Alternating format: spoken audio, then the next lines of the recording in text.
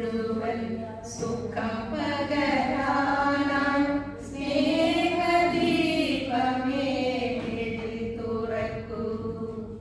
ലോകം മുഴുവൻ സുഖം പകരാനാം സ്നേഹദീപമേ മിഴി തുറക്കൂ. അതായത് SPP നിന്നും വിരമിച്ച വനിതകൾ ഒരുമിച്ച് ചേരുന്ന നമ്മുടെ ആദ്യ വനിതാ സമ്മേളനമാണിത്. സൗഹൃദം ശക്തമാക്കാനും അനുഭവങ്ങൾ പങ്കുവയ്ക്കാനും പരസ്പരം സഹായിക്കാനും സഹകരിക്കാനും ഒരു കുടുംബത്തിലെ അംഗങ്ങളെ പോലെ മുന്നോട്ട് പോകാനും വേണ്ടിയാണ് ഈ വനിതാ സമ്മേളനം. ഇതുപോലൊരു മനോഹരമായ ആശയത്തിന്റെ ഭാഗമായി ഇന്നിവിടെ എത്തിച്ചേർന്നിട്ടുള്ള എല്ലാവരെയും ഞാൻ ഔദ്യോഗികമായി സ്വാഗതം ചെയ്യുന്നു. കൂടുതൽ ആൾക്കാരെ സംഘടിപ്പിച്ചുകൊണ്ട് വനിതകളുടെ ശാക്തീകരണം ഉദ്ദേശിച്ചുകൊണ്ട് തന്നെയാണ് നമ്മളൊരു വനിതാ സമ്മേളനം നമ്മുടെ വെച്ചത്. എനിക്കതിൽ വളരെ സന്തോഷമുണ്ട്. മേലിലും ഇത്തരം പരിപാടികൾ നമ്മൾ ഇവിടെ ആസൂത്രണം ചെയ്യുന്നതാണ്. അതിനുള്ള സപ്പോർട്ട് നിങ്ങളുടെ ഭാഗത്തു നിന്ന് തീർച്ചയായും ഉണ്ടാവണം. എല്ലാ കൊല്ലവും ഇതുപോലെ തന്നെ ഒരു മീറ്റിംഗ് ഉണ്ടാവും. അടുത്ത പ്രാവശ്യം ഇതിന്റെ ഡബിളായിട്ട് ആൾക്കാരിവിടെ എത്തണം. ഇപ്പൊ നമുക്കിപ്പോ എന്ത്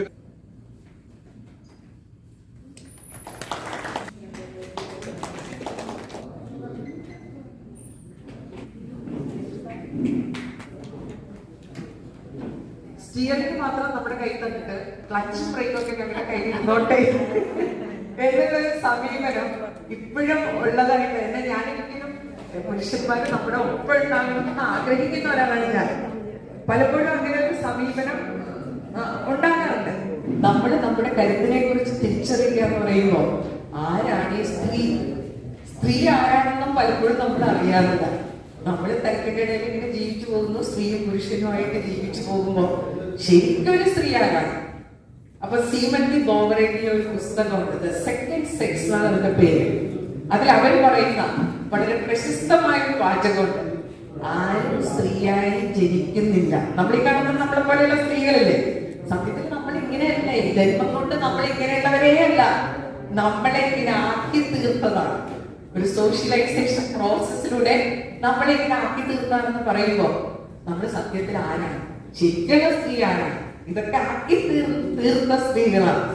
അപ്പോഴാണ് നമ്മളെ കുറച്ച് ബയോളജി സുവോളജിയിലൊക്കെ പറയുന്ന കാര്യങ്ങളെ കുറിച്ച് ഓർക്കേണ്ടത്.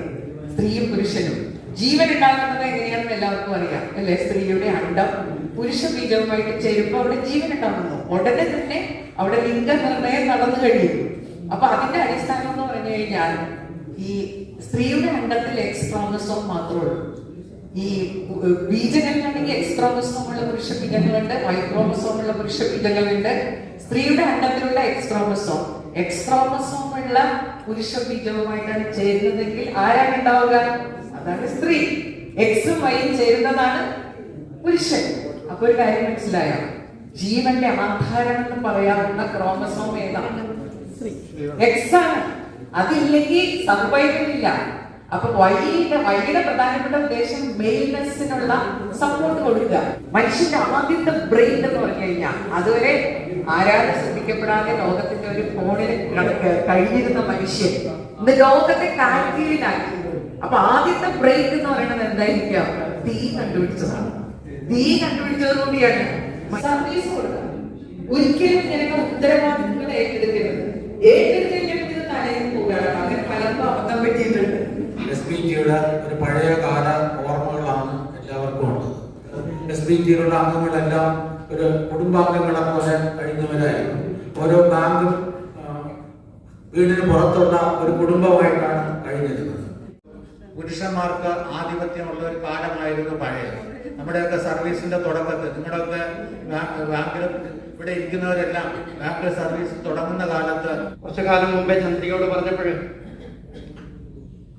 അത് പറ്റില്ല എന്ന് പറയാതെ, നടക്കുമോ എന്ന് പറയാതെ നടത്താം എന്ന് ധൈര്യപൂർവ്വം പറഞ്ഞ് മുന്നിട്ടിറങ്ങി ഇന്നിപ്പോ ഇവിടം വരെ എത്തിച്ച ചന്ദ്രയിലേക്ക് അഭിനന്ദനങ്ങൾ. കാരണം പിന്നെ മറ്റൊരു കാര്യം, സാധാരണ നമ്മുടെ മീറ്റിങ്ങുകളിൽ പങ്കെടുക്കാറുള്ള വനിതകൾ വളരെ അപൂർവം പേരിൽ ഉണ്ടെന്നറിയുള്ളൂ. ഒരിക്കലും കാണാത്ത പല മുഖങ്ങളൊക്കെ ഉണ്ട്. വളരെ സന്തോഷമുണ്ട് ഇത്രയും പേര് എത്തിച്ചേർന്നതിൽ. അതിന് ചില ആൾക്കാർക്ക് ഇതിന് വേണ്ടിയിട്ട് മാത്രം വെച്ച ആൾക്കാരുണ്ട്. നിങ്ങളുടെ ജീവിതം നിങ്ങൾക്ക് മാത്രമേ ജീവിക്കാൻ പറ്റുള്ളൂ. അപ്പൊ അതുകൊണ്ട് അവനവന്റെ ജീവിതം ഇനിയെങ്കിലും ആസ്വദിച്ച് ജീവിക്കാം.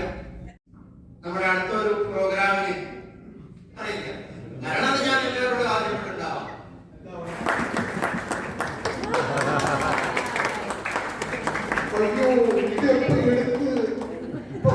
മെറ്റലിലേക്ക് SBT സഖിയുടെ സ്നേഹാദരങ്ങൾ. വുമൻസ് കോൺഫറൻസ് 22 ഇന്ന് മുതൽ ABRI യൂണിറ്റ് SBT എറണാകുളം. സാന്തം പരിശ്രമിച്ച ചന്ദ്രിക. പിന്നെ നമ്മുടെ സഖിമാർക്കെല്ലാം കൂട്ടായി വന്ന സഹാക്കളാണ്. ഇവർക്കെല്ലാവർക്കും എൻ്റെ നമസ്കാരം. അതിൽ ഞാൻ ആദ്യമായി തന്നെ എൻ്റെ വ്യക്തിപരമായിട്ടുള്ള നന്ദിയാണ് ശ്രീകുമാർ സാറിന് എനിക്ക് പറയാനുള്ളത്.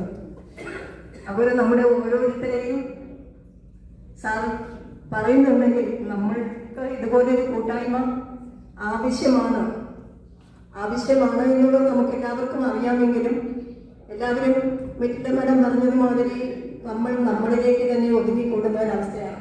ആ ഒതുങ്ങിക്കൂടാതെ മൈത്രിയുടെ ആഭിമുഖ്യത്തില്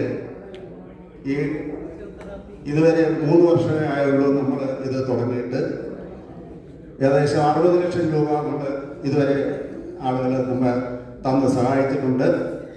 36 ലക്ഷത്തിൽ പരം രൂപ ഈ 3 കൊല്ലത്തിനിടയിൽ നമ്മൾ പാവപ്പെട്ട ആളുകൾക്ക് വീട് പണിയാനും കുട്ടികൾക്ക് സ്കോളർഷിപ്പായിട്ടും രോഗികൾക്ക് മരുന്ന് വാങ്ങിക്കാനും ഒക്കെ ആയിട്ട് നൽകിയിട്ടുണ്ട്. ഇപ്പോഴും മാസം തോറും 70,000 രൂപ മുതൽ 80,000 രൂപ വരെ നമ്മൾ കുട്ടികളെ പഠിപ്പിക്കുന്നതിനായിട്ട് അയച്ചു കൊടുത്തുകൊണ്ടിരിക്കുന്നു.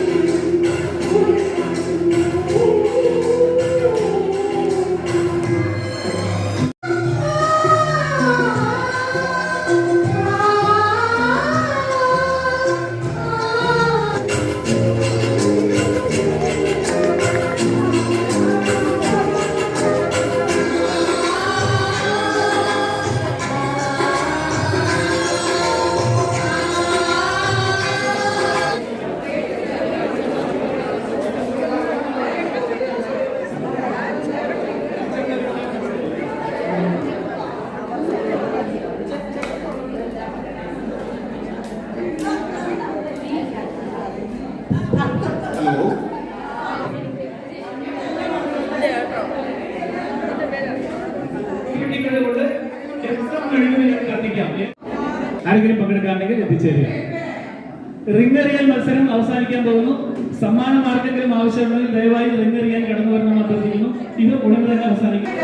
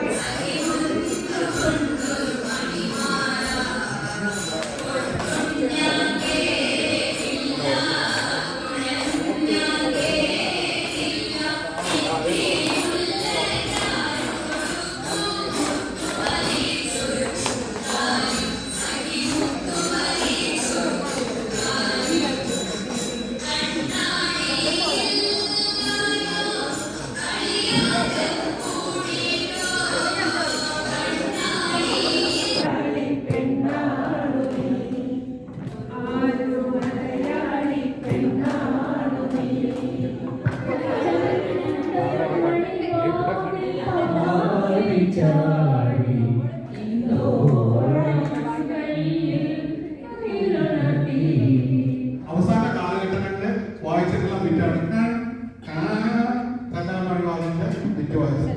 Thank you very much.